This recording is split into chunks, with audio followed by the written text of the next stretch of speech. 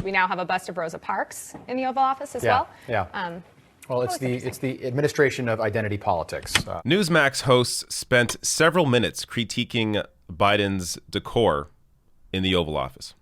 Now, Newsmax, in case you don't know, this is the more right-wing conservative network compared to Fox News.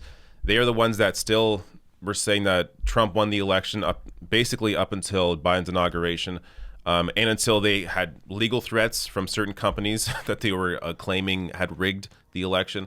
But so this is an ultra-conservative network.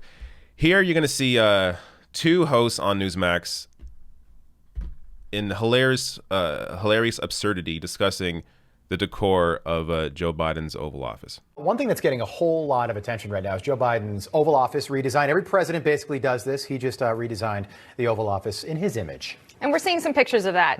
Here they are right now. First off, we're seeing Bill Clinton's carpet brought back in. I was going to say, he went with the blue. The dark blue carpet. That was the most notable change at first, but it's once you start looking closer, Rob. Take a look. We've got FDR in the middle. We've got Washington, Lincoln, Alexander Hamilton, Thomas Jefferson.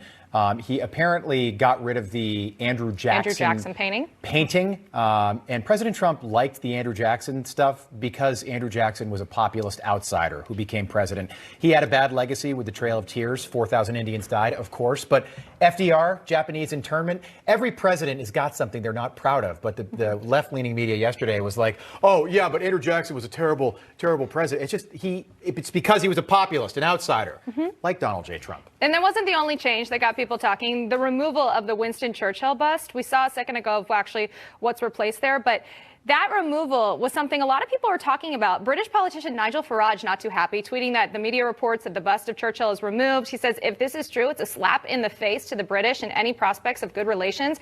Rob, if you remember, that bust was removed when former President Barack Obama was in office, got a lot of people across the pond fired up, and Trump brought it back, and now it's gone again. Yeah, and we have a special relationship with Great Britain, and that's certainly something that is important to us in our heritage and in our country moving forward. But there's only so much room in this office. I did think it was interesting. So President Biden keeps the Martin Luther King Jr. bust in there. Donald Trump had it in there as well. But the media, they can't keep their hands off Trump. They said, yeah, but he moved it into a different, and they said a corner.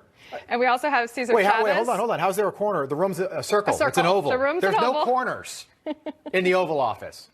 And then, Cesar Chavez. I thought that was Bobby Kennedy, but no, it's Cesar Chavez. Cesar Chavez, surrounded by family photos of Biden and his family. They're allowed to redesign the room however they want, but it is always interesting to see what, of course, gets changed. We now have a bust of Rosa Parks in the Oval Office as well. Well, it's the administration of identity politics starting their second full day today. So we expected this, but the criticism will not stop for the next 4 years of our previous president, and it was on full display yesterday.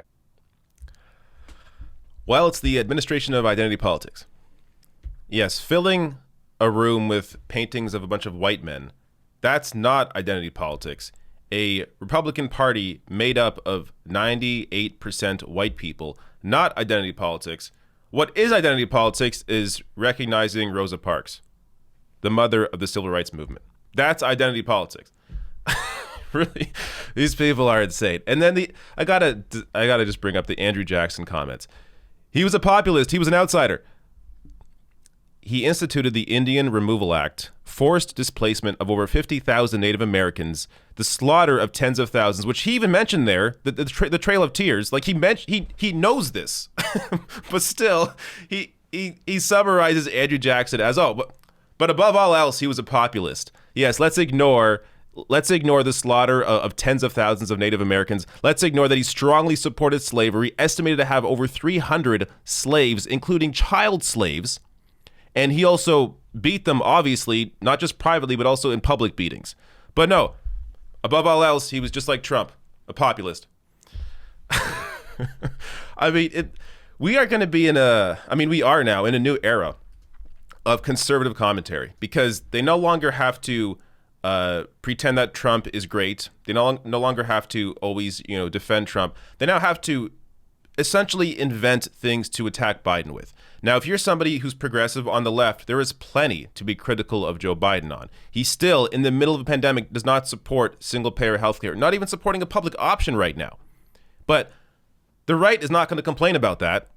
They're going to complain about all the symbolism, all the made-up cultural BS that they're going to create, the identity politics of Joe Biden's Oval Office, having Rosa Parks there.